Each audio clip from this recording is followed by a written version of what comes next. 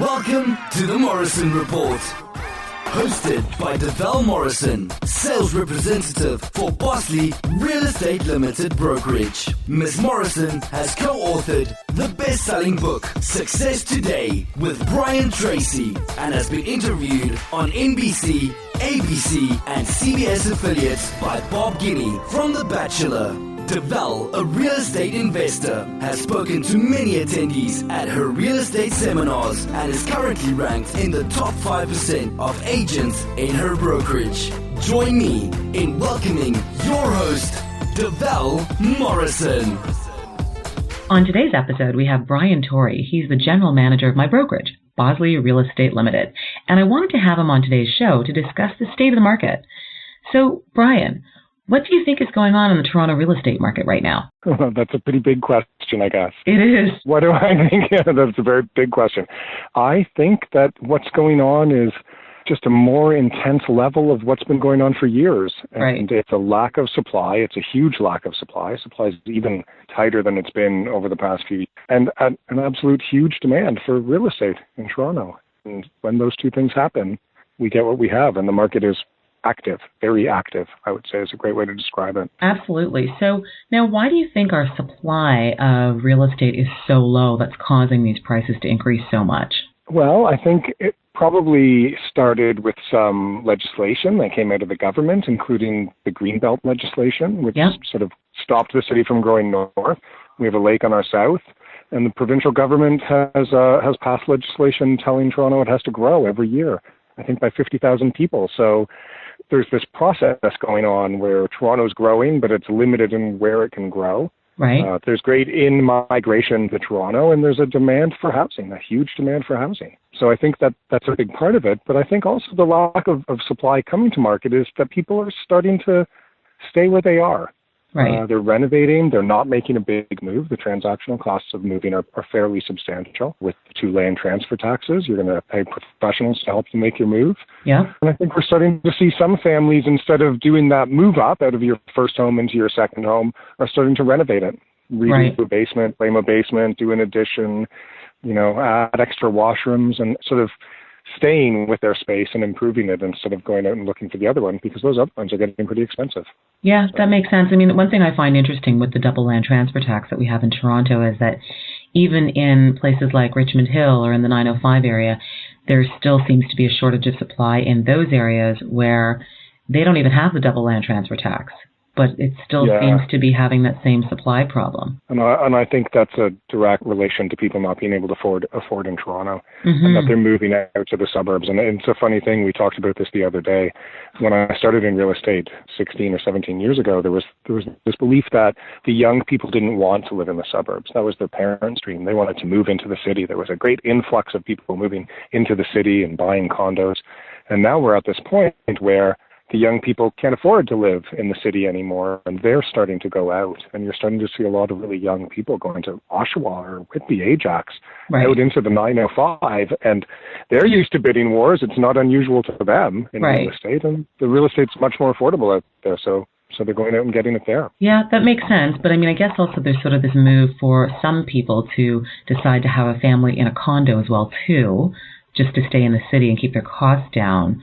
What do you think the sort of the longevity is of people raising families in condos? Oh, I think it's all over the world people raise families in condo. We have this strange belief in North America that we should all somehow live in a giant house on a giant lot out somewhere, I don't know where.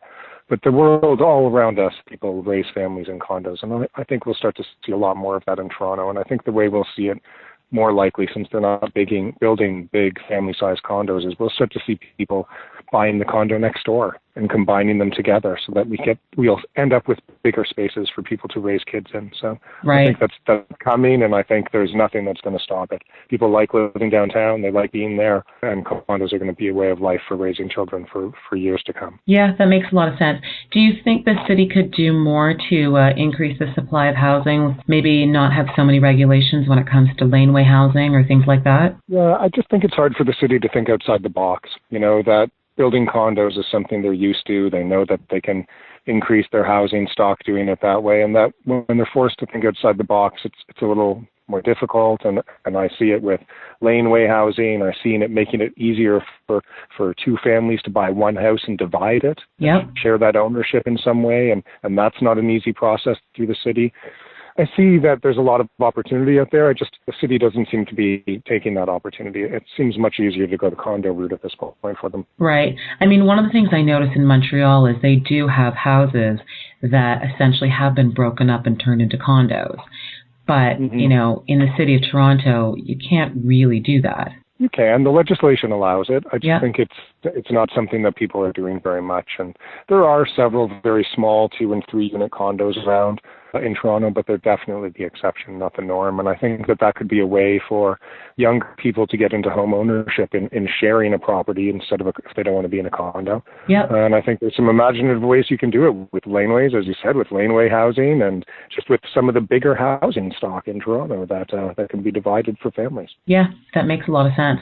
So one of the things in the media a lot right now is about how the government has to put in controls on the market because they feel that the prices are becoming unaffordable in Toronto and Vancouver.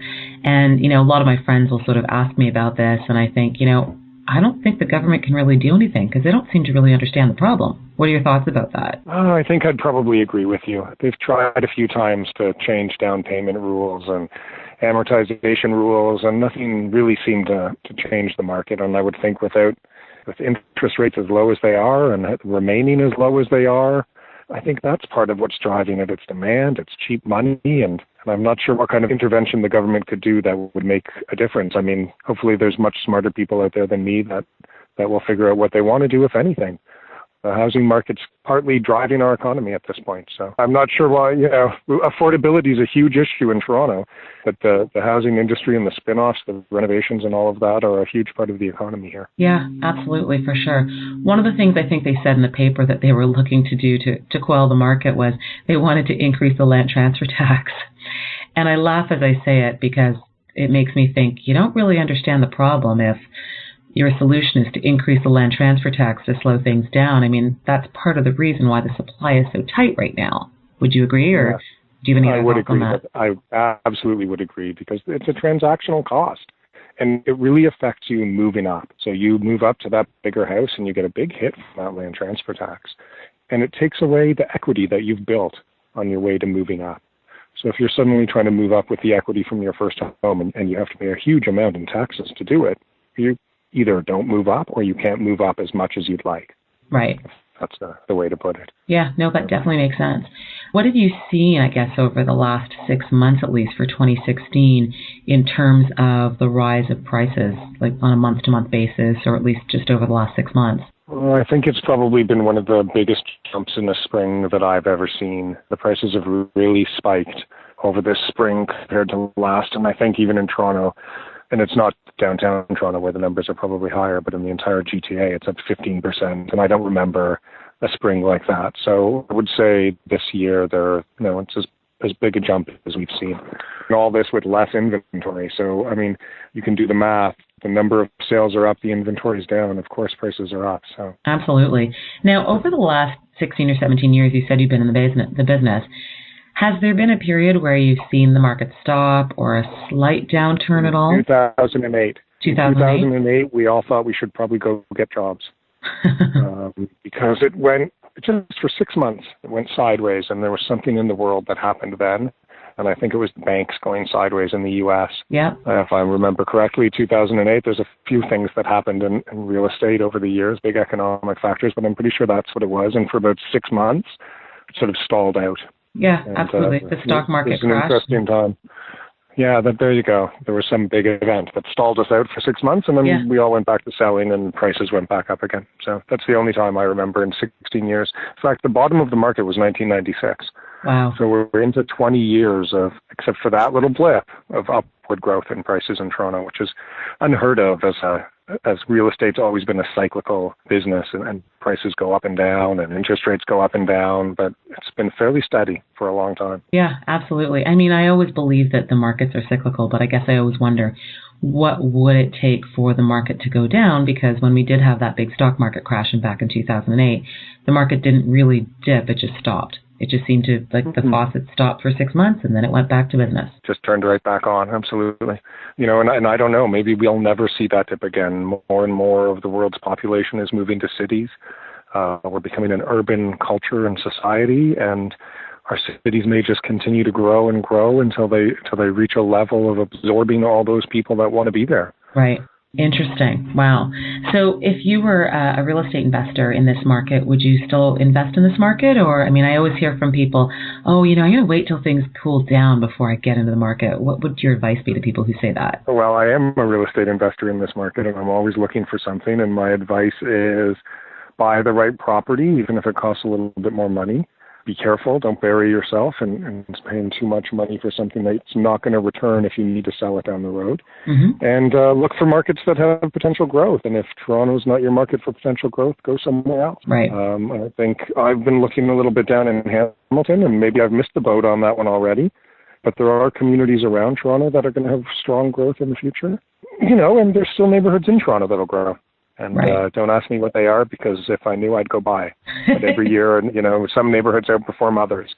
And I think if you really want to look where they're building transit. And anywhere they're building transit, real estate prices should go up. So. Absolutely. And then what do you think about diversifying into, let's say, commercial real estate versus residential? Well, for me, residential real estate is what I've always invested in, and that's what my family's always held. And I think commercial is just a bit of a different animal. Right. And, you know, it's different renting, different leasing, and I think you run a bit more of a risk depending on where you are of having empty space. And in residential leasing in Toronto, you never have empty space. Right. That's a good point for sure. So, yeah, I mean, what would your advice be to somebody who, let's say, they don't have enough money to get into the residential investment market in Toronto? Would you suggest they partner up with somebody else, or how should they sort of go about getting into the Toronto market? Yeah, I think partnering up is a good idea. I would just make sure you put everything in writing and you were careful about it. I've seen a couple of partnerships work and some not work. And the difficult part of a partnership is dissolving it if one party wants to. So I think if you're going to do a partnership, it's a great way to do it. I looked at some property with two people the other day that we all are considering together. But you just have to be really clear with the process of dissolving that partnership should that occur, and the type of ownership that you're going to use. And I would say don't be afraid to buy something smaller, to invest in a smaller property, or to invest a little bit outside your comfort zone to get out of the city of Toronto. Right. No, that makes sense. And I mean, I'm a real estate investor as well, and I certainly believe in holding real estate and investing in it. But it's funny, I get a lot of friends who sort of question me and say, oh my God, you're overweighted in real estate. It's, you know, the bulk of what you have. So what do you say to critics that question the fact that you have a big portion of your portfolio in the real estate market? This is what I say. I say they're not making any more land. And so what we see is what we get. There's a lot more people coming to the planet than there are right now. And, you know, land will be valuable. It always will be valuable. From time immemorial, land has been what people sought. So I think, you know, I don't know a lot about the stock market. I think I have some money in it in mutual funds or something somewhere, RSPs. Right. But for me, the safe place is in real estate. It's real. Yeah, absolutely. You can touch it. You can see it. Yeah, you can stand on it. Yeah. And you can even live there if you need to. Yeah, I'll absolutely. never, ever live on my stock portfolio. It will not protect me from the rain or give me a place to sleep. So I suppose if I sold it, perhaps it would. Yeah, absolutely. It's very true. And what I like about the holding real estate is that I can control it. I might not be able to control the real estate market, but one of the things I look at the stock market is, you know what, I'm not sitting on the board of directors of a particular company whose stock I own, so I can't really control anything at all about what's going on in that particular company that's on the market. That's right. That's right. You're at other people's control all the way. Yeah, absolutely. And what I love about the real estate is that, you know what, it's my house and I can control it. And, you know, obviously there's a couple of things I can't control, but for the most part, it's under my control. And I don't feel that any part of me investing in a particular mutual fund or a particular stock is under my control at all. Yeah, I'm totally with you. And I mean, I've always done real estate. My family's always done real estate. It's natural for me. So. Right. And I'll tell you, some people are not cut to be a landlord, and some people hate real estate investing, and I've seen people get into it and get out of it very quickly. Right. Now, what would your advice be to that sort of, you know, young person that's renting now, that, at some point they do want to get into the market, and obviously because it's becoming expensive, it makes it difficult for them to get into the market. What would your advice be, or, what would you say to your kids in terms of how should they best try to get into that real estate market? That's a really good question. I guess